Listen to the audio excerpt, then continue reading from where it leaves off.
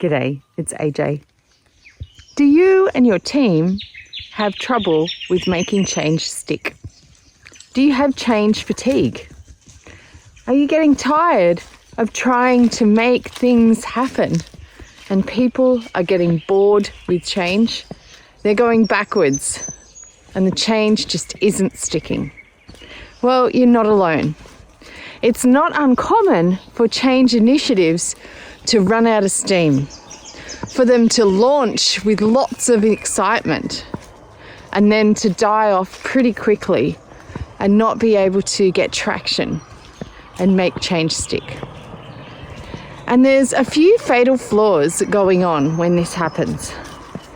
Firstly, it's like change has become like bubblegum.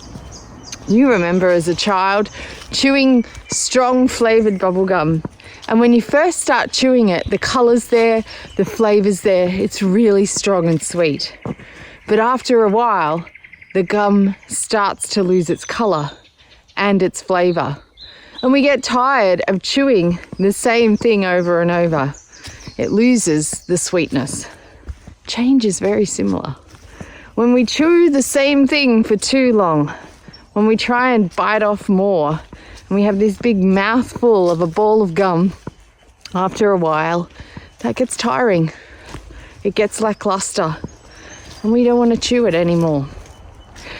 And I remember back to a school teacher I used to have that had a chewing gum jar, because chewy was not allowed. And if you were caught eating gum in one of her classes, she would make you come out to the front, put your gum in the jar, and choose another piece, someone else's gum. It would never be allowed in today's society, especially post-COVID, and especially with kids with food allergies. It's just gross. But it's what she used to do.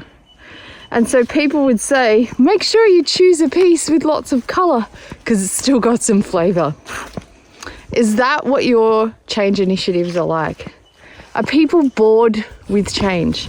Are they over the initiative?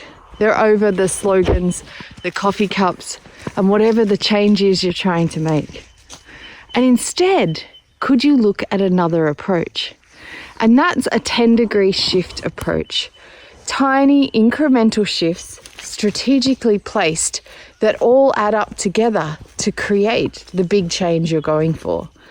That start to allow people to shift their emotional set point, their structural set point, so that over time, the change starts to become the norm. We readjust, we recalibrate, we integrate. It becomes a way of how we do things. And then we can move on to the next tiny shift. So instead of making big leaps of change, big grandiose initiatives that just don't stick, could we make small 10-degree shifts? Could we look at the emotional process people go through when they're making change? And could we apply some of that to help people and support them to make change exciting, fun, and welcome? And not something that wears us out and burns us out, but instead something that grows us.